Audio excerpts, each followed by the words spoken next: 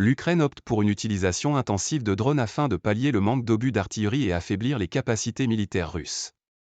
Cependant, bien que devenus essentiels pour les deux parties en conflit, des experts estiment qu'ils ne peuvent pas faire basculer la situation.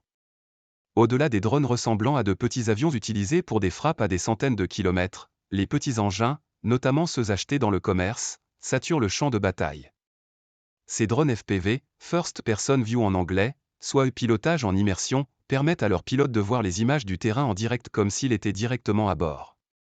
Ils servent aussi bien à repérer des unités ennemies ou, équipés d'une charge explosive, à les frapper directement dans un rayon de quelques kilomètres. En ce moment en Ukraine, on voit l'utilisation de drones à une échelle inimaginable, on parle vraiment de dizaines et de centaines de milliers de drones sur le champ de bataille, affirme à l'AFP Ulrich Frank, chercheuse au Centre de réflexion European Council on Foreign Relations, ECFR. Kiev a prévu de consacrer 1,15 milliard d'euros aux drones dans son budget 2024 et le président Volodymyr Zelensky, qui a créé en février une branche dédiée aux drones au sein des forces armées, a annoncé que le pays produirait 1 million de drones cette année. Les soutiens de Kiev s'efforcent également d'abonder les stocks ukrainiens, Londres prévoit ainsi d'en livrer plus de 10 000, dont 1 millier de munitions téléopérées. Paris s'apprête de son côté à commander 2000 drones kamikazes, en partie destinés à l'Ukraine. Des responsables ukrainiens évoquent un besoin mensuel de 100 000 à 120 000 drones.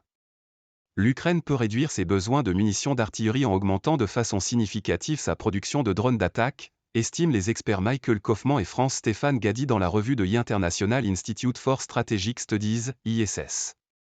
D'autant que le pays peine à obtenir les 75 000 à 90 000 obus d'artillerie par mois simplement nécessaires pour conduire une guerre défensive, plus du double pour une offensive majeure, rappelle-t-il.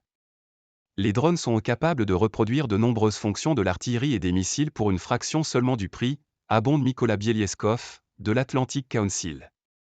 Un petit drone commercial coûte quelques centaines d'euros, contre plusieurs milliers pour un simple missile anti-char, un obus d'artillerie ou une munition téléopérée. Pas idéal. Selon une source militaire française, entre 65 et 85% des destructions de positions russes sont actuellement dues aux drones FPV ukrainiens. Ils utilisent des drones parce qu'ils peuvent les produire ou les acheter mais ce n'est pas idéal, met en garde Ulrich Frank. Ces drones FPV n'ont qu'une faible capacité d'emport, quelques centaines de grammes d'explosifs et quelques kg pour les plus gros drones commerciaux. Même un grand nombre de petits drones ne peuvent égaler la puissance des tirs d'artillerie, note dans une étude du cercle de réflexion américain Knastasi Petitjohn, pour qui ils peuvent compléter mais pas remplacer les canons. Et moins d'un tiers des frappes atteindraient leur cible, rapportait en septembre le New York Times, ces drones étant très sensibles au brouillage et aux contre-mesures électroniques. L'Ukraine ne peut plus compter sur la supériorité dans le domaine des drones. Si Kiev disposait en 2022 d'un avantage de 9 contre 1 face aux Russes s'agissant des drones commerciaux, celui-ci avait quasiment disparu en mars 2023.